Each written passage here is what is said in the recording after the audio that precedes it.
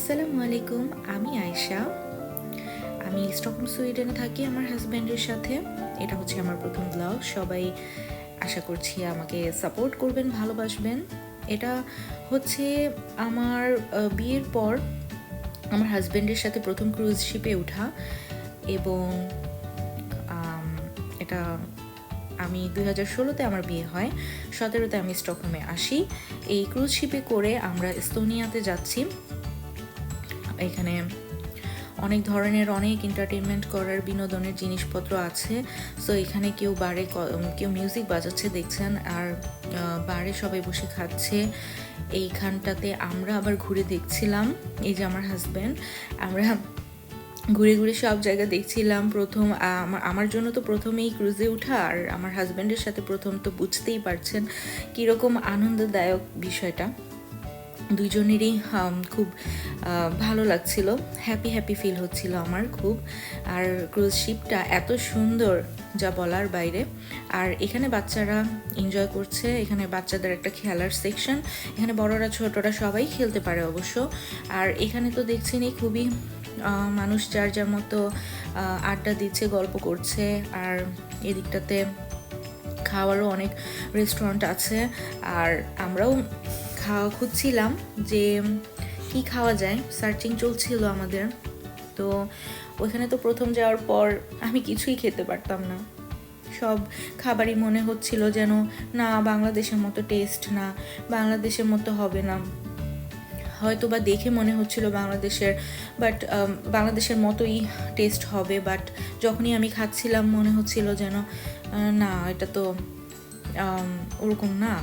So আসলে এইভাবে করে আমি কিছুই খেতে পারতাম না ওরকম বাঙালি খাবার ছাড়া, বাংলা দোকান থেকে এনে আমার খাওয়া লাগতো। তো এখানের এই রেস্টুরেন্টগুলোতেও এরকম যে ওদেরই খাবার সব কিছু, আমাদের টাইপের আসলে খাবার ওরকম ছিল না। তো ওইরকম আসলে খাবার দাবার পাইনি আমি। আমার সাথে সেজন্যই বিরিয়ানি করে নিয়ে গিয়েছিলাম, যদি আমি না পাই ওরকম তাহলে আমরা দুজন মিলে বিরিয়ানিটা খেয়ে ফেলবো, এরপরে আমরা কিছু একটা খাবো ভাবছিলাম। তো এখানে হচ্ছে আপনার ডান্স ফ্লোর। এখানে আমরা তো দিনের বেলা আসছি, সেজন্য ঘুরে ঘুরে দেখছিলাম। তো এখানে তো রাতেও আমরা থাকবো, তো সেই জন্য আর কি এখানে এখন এই ফ্লোরটা, ডান্স ফ্লোরটা বন্ধ, এখানে গেস্টও নেই দেখতে পাচ্ছেন। আর এত সুন্দর করে সাজানো গুছানো, এটা রাতে সব সময় আপনার রাতে এই অনুষ্ঠানটা শুরু হয় সন্ধ্যার পর। সবাই রাতে এখানে ডান্স করে এসে, আর ডান্সাররা আসে এখানে এন্টারটেন করে, ডান্স করে। এই যে আমার হাজব্যান্ড দেখছেন, সে ধুম ধারাক্কা মোবাইল টিপছে, আর আমি এখানটাতে ভিডিও করছিলাম। আমার তো খুবই ভালো লাগছিল শিপটা, আর এত সুন্দর করে সাজানো, খুবই সুন্দর। আমার তো মানে খুবই ভালো ফিল হচ্ছিল। আর এখানে যে এখানেই আমাদের রুম ছিল, হানিমুন সুইট। আর এই যে আমার হাজব্যান্ড একটুটা খেলাধুলা করছিল। আমরা শিপ থেকে নেমে এস্তোনিয়াতে পৌঁছে গেলাম, আর ওখানে গিয়েই আমরা মাসালা চা, তান্দুরি চিকেন পেয়ে গেলাম। খুবই ভালো ছিল, দেখতেই পাচ্ছেন খুব ইয়াম্মি লাগছে, তাই না?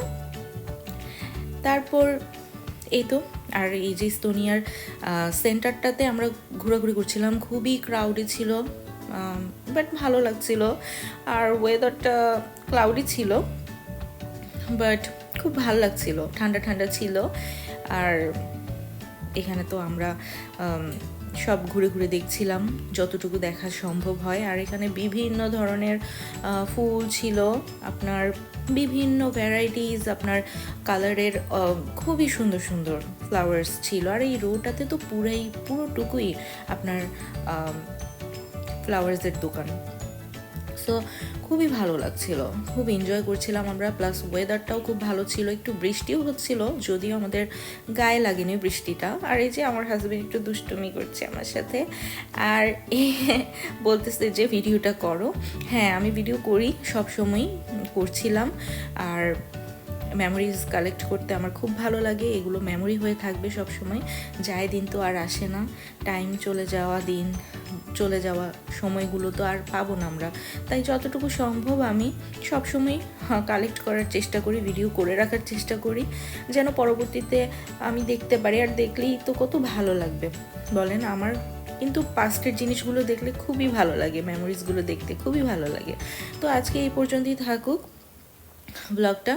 আল্লাহ হাফেজ, সবাই ভালো থাকবেন। আসসালামু আলাইকুম।